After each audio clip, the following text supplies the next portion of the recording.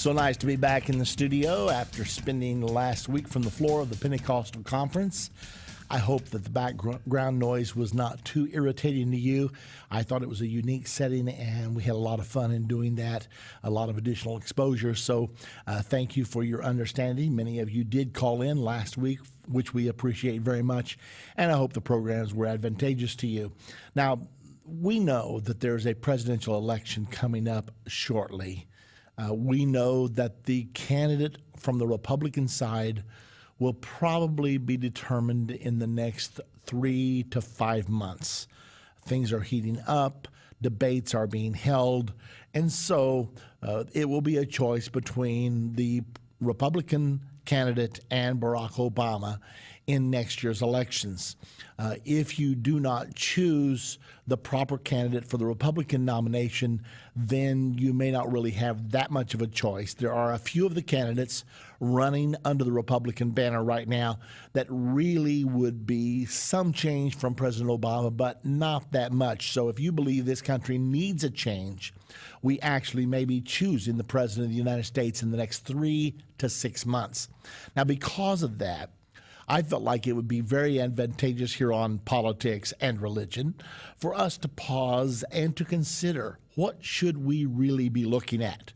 Do you just listen until something strikes your fancy? I sort of like that guy, or he's got a good personality, or I think he would be an effective leader.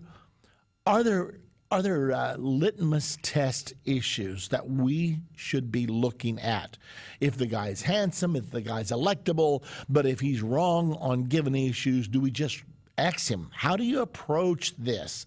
I thought right now is an excellent time for our audience to take a look at these things, in particular in light of Bible prophecy. So that's what I want to do today, and I want to ask for your input.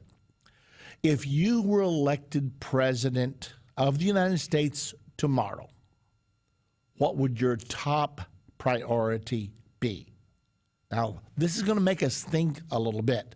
It's easy for us to sit on the sidelines after a debate and Monday morning quarterback, but it's another thing to think seriously.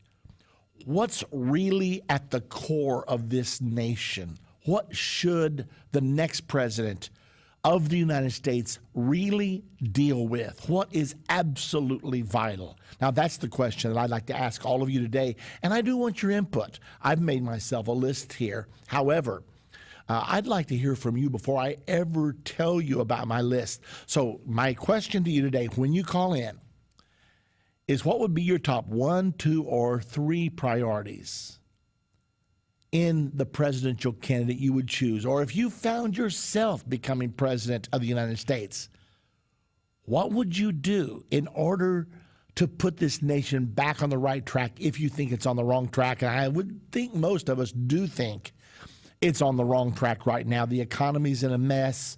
Men are marrying men, women are marrying women.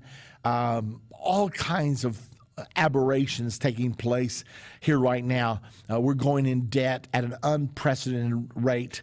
So if you were going to list your top 1, 2, or 3 issues that will determine which candidate you vote for, then we would like to hear from you today while you're calling. And the number to call to be on the air with us is 877-END-TIME. That's ENDTIME.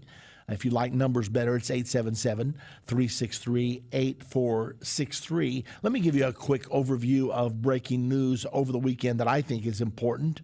U.S. worries over China's underground nuclear network. That's a news story. I was not fully aware that we were concerned about that, but apparently China has been spending billions establishing a vast underground network that's almost impossible to track or to evaluate. So we're worried about that.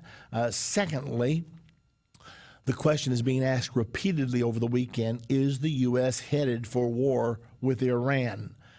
Big U.S. airlift drill starts Monday. The United States is flying over the Middle East nonstop. We will have planes in the air nonstop this week. Now, some of this is being produced because of the prisoner exchange that is due to take place tomorrow. Gilad Shalit, who has been held by Hamas for the last 5 years, a deal was worked out, as you know, last week to trade 1,027 Palestinian prisoners for one man. Now, this has produced a lot of consternation in a lot of places.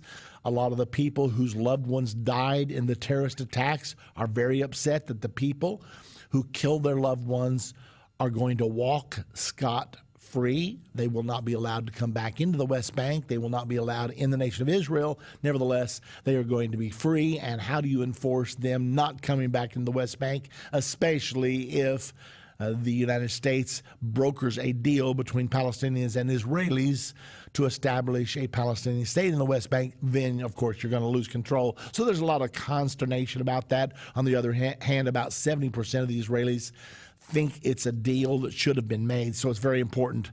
Other things that are happening right now, just quickly before we go to the phones, Arab policemen arrest Jews for bowing down on the Temple Mount. So there are Jews out there staking their claim. If Muslims can bow here and worship, we should be able to bow here and to worship. Furthermore, Israel is planning thousands of new homes in East Jerusalem in areas that they do not intend to let go of.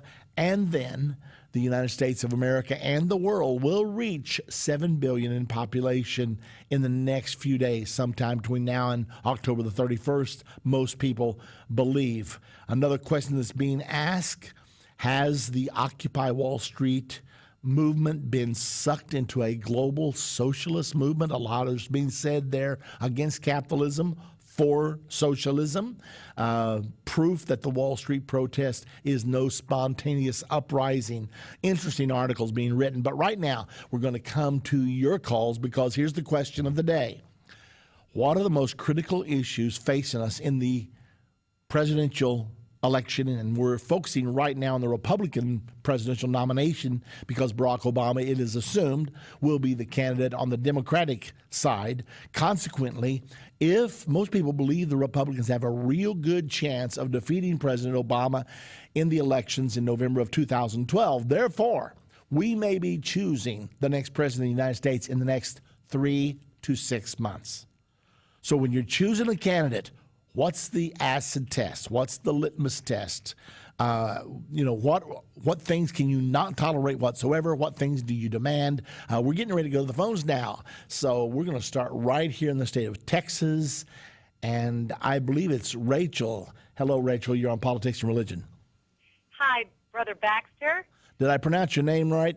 You did. Okay, yes, very good. Did. The first thing that pops in my mind is I would make it very clear that God is the God of our nation, and we are going to invite him back in and put him back in charge.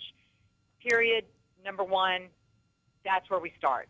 Okay. How do you do that, Rachel?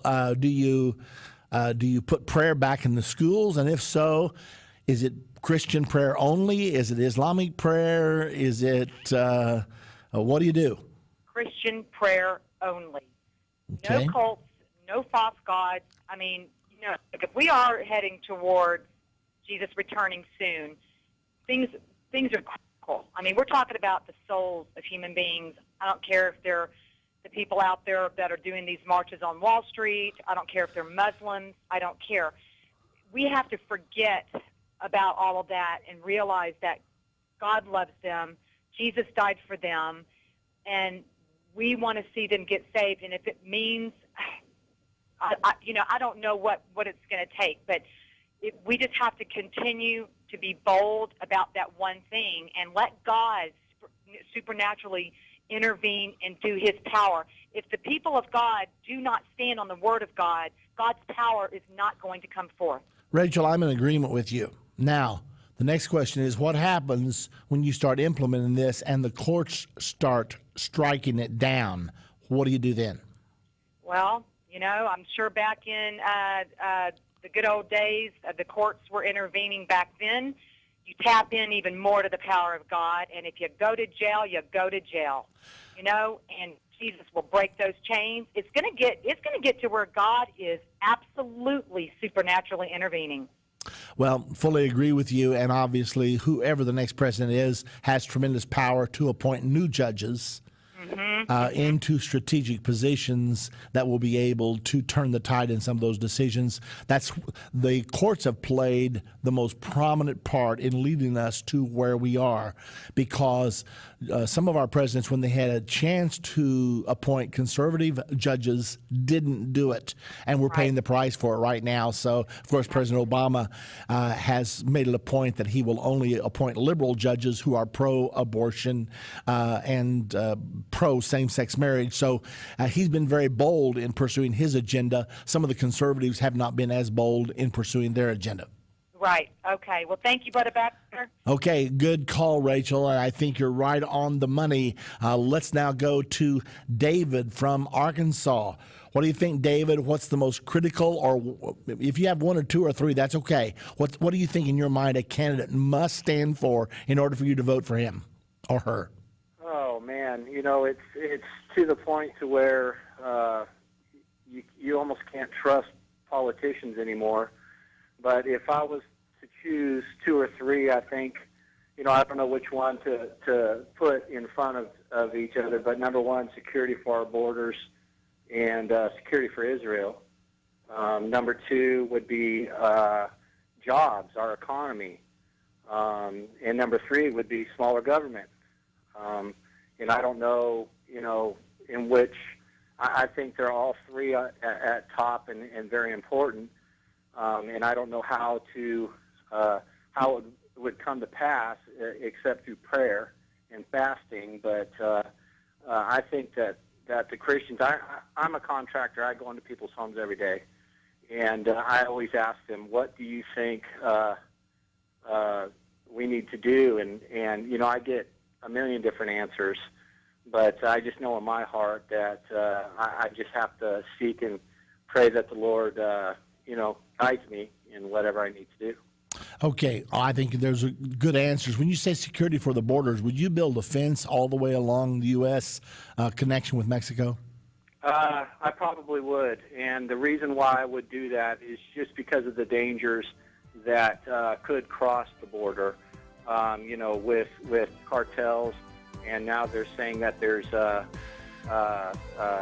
Al-Qaeda and people, that have things to do with the cartels. Yeah, David, I'm up against the break. Got to let you go. Good answer. We appreciate your input very much. And we're talking about what the issues of the 2012 presidential campaign should be. We want to hear from you.